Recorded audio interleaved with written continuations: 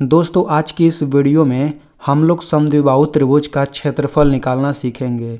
ठीक है, तो सबसे पहले हम लोग ये जान लेते हैं कि समद्विबाहु त्रिभुज किसे कहते हैं। तो ऐसा त्रिभुज जिसमें दो भुजा का लंबाई बराबर हो और एक अलग लंबाई का हो, उस त्रिभुज को हम लोग समद्विबाहु त्रिभुज कहते हैं। ठीक है, जैसे इस त्रिभुज में देखिए, इस भुजा का लंबाई 9 मीटर है, इस भुजा का लंबाई 9 मीटर है, इस भुजा का लंबाई 10 मीटर है, m का मतलब मीटर। तो इस त्रिभुज में देखिए दो भुजा का लंबाई 9 है, एक अलग है, तो इस त्रिभुज को हम समद्विबाहु त्रिभुज कहेंगे। तो चलिए हम लोग इस त्रिभुज का क्षेत्रफल निकालते हैं। ठीक है, तो देखिए सबसे पहले हम लोग यहाँ पे लिख लेते हैं a, यहाँ पे लिख लेते हैं b और यहाँ पे लिख लेते हैं c। ठीक है, a b c क्या चीज़ है, इस त्रिभुज की तीनों भुजा की लंबाई है। तो हम लोग a बराबर इस 9 को लिख लेते हैं और b बराबर इस 9 को लिख लेते हैं और c बराबर इस 10 को लिख लेते हैं। ठीक है, तो आप a b c करके इस तरह लिख लीजिए, कोई ज़रूरी नहीं है। हम लोग चाहें तो a बराबर इस 10 को पहले ले सकते हैं, b बराबर इसको ले सकते हैं, c बराबर इसको ले सकते हैं, यानी a b c आप किसी को लीजिए, आपका आंसर सेम ही आएगा। ठीक है, तो a b c आपको पता चल गया। अब हम लोग यहाँ पे s निकाल लेते हैं। s, तो s का सूत्र क्या होता है, देखिए s को हम लोग अर्ध परिमाप बोलते हैं। तो s का सूत्र होता है a प्लस बी प्लस सी पूरे का बटा 2। ठीक है ना, अब यहाँ पे बराबर लगा दीजिए, a की जगह पे 9 रख दीजिए, तो ये हो जाएगा 9, फिर प्लस b की जगह क्या हो जाएगा 9, फिर प्लस c की जगह क्या हो जाएगा 10, और ये हो जाएगा पूरे का बटा 2 हो जाएगा। ठीक है, आप चाहें तो s बराबर डायरेक्ट ये लिख सकते हैं, आप 9 प्लस 9 प्लस 10 बटा 2 कर दीजिए। ठीक है, इनको जोड़ लेते हैं तो 9 9 18, 18 10 कितना हो जाएगा 28, और ये हो जाएगा पूरा का बटा 2। ठीक है ना, अब देखिए 28 बटा 2 है, बटा 2 का मतलब होता है आधा करना, तो 28 का आधा क्या होगा, ये आपका हो जाएगा 14। ठीक है ना, यानी कि इस सूत्र में देखिए बटा 2 है, यानी कि हमेशा आपको आधा कर देना है। या फिर आप इसको ऐसे भी लगा सकते हैं कि 2 से 28 में भाग कर दीजिए, तो इसको डायरेक्ट भी काटा जाता है, ऐसे आप काट सकते हैं। 2 एकम 2 और 2 चौक 8 होता है, तो इस तरह से 14 आ जाएगा, आप ऐसे भी लगा सकते हैं। तो इस तरह हमें पता चल गया कि s बराबर क्या है, s बराबर 14 है, और यहाँ पे a b c आपको यहाँ पे पता ही है।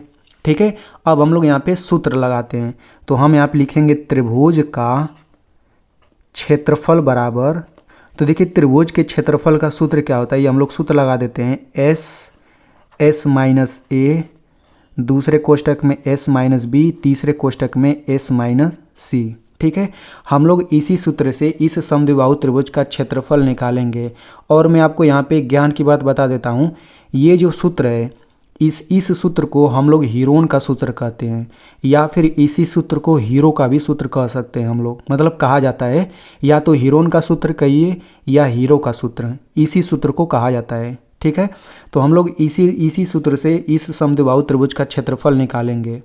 तो इसमें चलिए अब सभी का मान रख देते हैं, तो ये रूट आप बड़ा सा लगा दीजिए, ये रूट है। ठीक है, s की जगह पे हम 14 रख देंगे, तो ये हो जाएगा 14।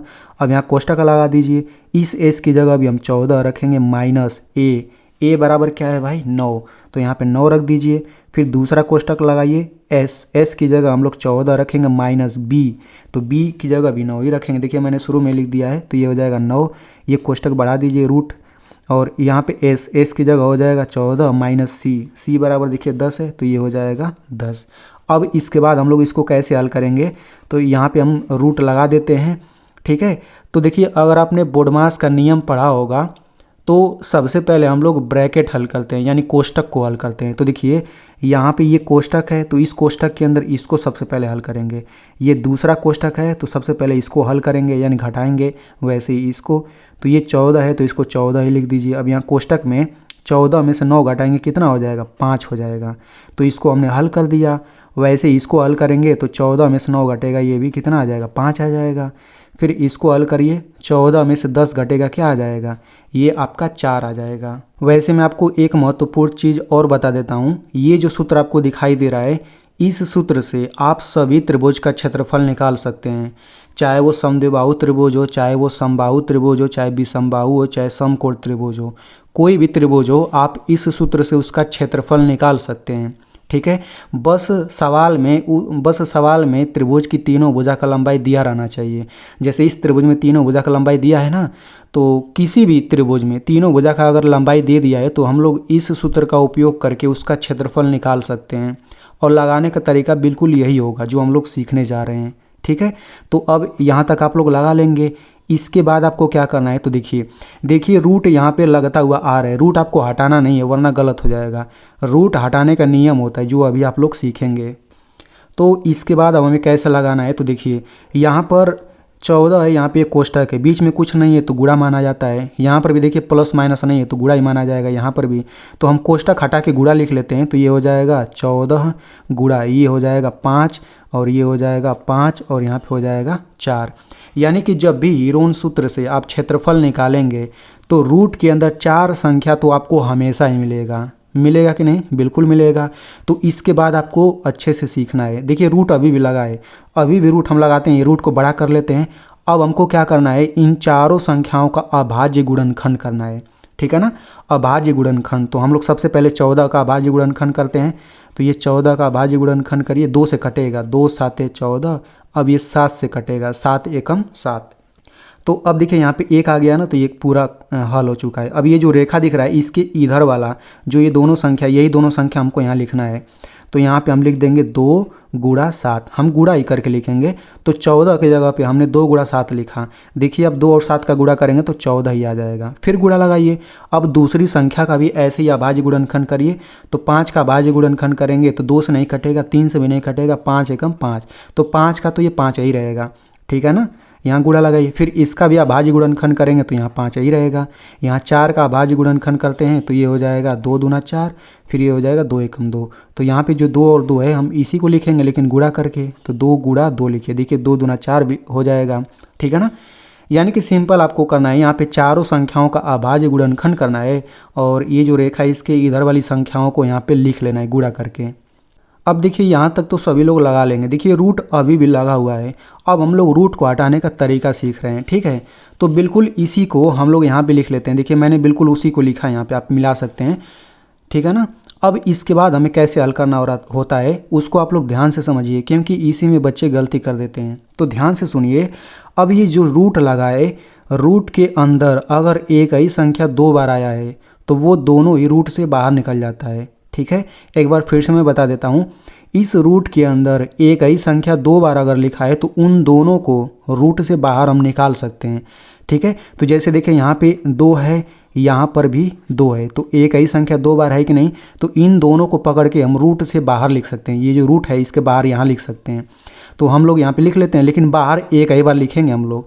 रूट के अंदर से दोनों निकलेगा लेकिन बाहर हमको एक बार लिखना है। तो देखिए ये दो दोनों निकल जाएगा क्योंकि सेम संख्या है, तो लेकिन बाहर एक बार लिखेंगे। तो ये निकल चुका है तो हम इसको हम काट देते हैं, ठीक है। अब देखिए यहाँ पर एक 5 है, यहाँ पे दूसरा 5 है, तो एक ही संख्या 2 बार है कि नहीं, तो ये भी दोनों रूट से बाहर निकलेगा लेकिन बाहर हम लोग इसको एक बार लिखेंगे। ध्यान दीजिए, एक बार। तो यहाँ से दोनों निकल चुका है तो हम इसको भी काट देते हैं। अब देखिए रूट के अंदर 7 बचा। अगर एक 7 और रहता तब न निकलता रूट से बाहर। हमेशा वही संख्या रूट से बाहर निकलेगा जो रूट के अंदर 2 बार दिखे, वो दोनों ही बाहर निकलेगा, अकेला कभी नहीं निकलता। और रूट से बाहर हम लोग उसको एक बार लिखते हैं, ठीक है। तो आप देख सकते हैं रूट के बाहर इतना ही है, ये 7 और 2 रूट के अंदर ही रहेगा क्योंकि ये भी अकेला 7 है, ये अकेला 2 है, ये 2 तो निकल चुके हैं, ठीक है ना। तो आप समझ गए ना कि कैसे इतना हो गया है। तो अब ऐसे हम काट के थोड़े लिखेंगे, हम लोग इतना लिख लेना। इसके बाद हम लोग डायरेक्ट ऐसा ही लिख देंगे जैसा ये दिखाई दे रहा है आपको। ये सब नहीं लिखेंगे, ये जो कट चुका है। तो हम यहाँ पे लिखेंगे बराबर करके 2 गुणा 5 और ये रूट लगा लेते हैं। अंदर क्या है, 7 और 2 है, तो ये हो जाएगा 7 गुणा 2। तो हम लोग इसके बाद डायरेक्ट ये लिखेंगे। और ये कैसे आया देखिए, अगर आप डायरेक्ट कर पा रहे हैं तो ठीक है, नहीं तो आप ऐसे ही रफ में साइड में लिख लीजिए और ऐसे ही कर लीजिएगा, ठीक है। जो कट चुका है उसको नहीं लिखेंगे हम लोग। अब हम क्या करेंगे, सिंपल इसका बाहर गुणा कर लेंगे तो 2 5 10 हो जाएगा, इसका रूट के अंदर ही गुणा हो जाएगा। 7 दूना क्या हो जाएगा, 14 हो जाएगा, ठीक है। अब देखिए इसके बाद हम लोग यहाँ पे देखिए ये मीटर है, तो हम लोग यहाँ पे मीटर लिखेंगे और यहाँ पे 2 घात लिखेंगे, यही आपका आंसर हो जाएगा। अगर यही सीएम लंबाई रहता है सेंटीमीटर में तो हम लोग यहाँ पे सीएम लिखते हैं, ऊपर यहाँ 2 घात लगाना जरूरी है क्योंकि क्षेत्रफल आप निकाल रहे हैं, ठीक है। अब देखिए इसमें रूट रहेगा, ये रूट के साथ ही आंसर है। अब बहुत लोग सोच रहे होंगे कि ये रूट कब हटेगा, तो मैं आपको यहाँ पे समझा देता हूँ, तो ये भी आप समझ लीजिए, नहीं तो आपसे गलती होगा सवालों में। तो देखिए हम लोग देखते हैं कि ये रूट कब हटेगा। अगर हम लोग ये मान लेते हैं कि इस रूट के अंदर अगर एक साथ और रहता और एक दो और रहता, तब देखिए क्या होता, तो ये सब निकल जाएगा। अब देखिए यहाँ पे एक साथ है, यहाँ पर एक साथ है, तो अब यहाँ पे ये दोनों सात रूट से बाहर निकलेगा और बाहर हम लोग एक बार लिखेंगे, तो ये निकल चुका है तो काट देते हैं। अब यहाँ पे एक दो है, एक दो यहाँ पर है, मतलब सेम संख्या दो बार है, तो यहाँ से भी ये दोनों निकल जाएगा। यहाँ बाहर दो लिख लेते हैं। अब आप मुझे खुद बताइए इस रूट के अंदर कुछ बचा क्या? नहीं, सब निकल चुका है। तो जब रूट के अंदर कुछ नहीं बचा तो रूट को हटा देते हैं हम लोग, केवल इनका गुणा कर लेंगे, आंसर हो जाएगा। ठीक है, अब हम लोग इनका गुणा करेंगे तो आंसर हो जाएगा। तो कैसे गुणा करेंगे, तो देखिए 2 5 दूना 10 हो गया, तो 5 दूना 10 हो गया, 10 दूना 20 और 20 साते 140। यानी कि आप देख सकते हैं कि रूट कब हटता है, जब रूट के अंदर एक भी संख्या न बचे तो रूट हट जाता है बस। तो इस तरीके से मैंने आपको आसानी से समझा दिया। अब मैं आपसे सवाल पूछता हूँ, तो आप लोग इसको हल करके इसका आंसर कमेंट में ज़रूर बताइए। आपको इस त्रिभुज का क्षेत्रफल निकाल करके कमेंट में लिखना है, और इस वीडियो को अपने दोस्तों में भी शेयर कर दीजिए, क्योंकि आपको समझ आ गया है तो उन्हें भी समझ आ जाएगा।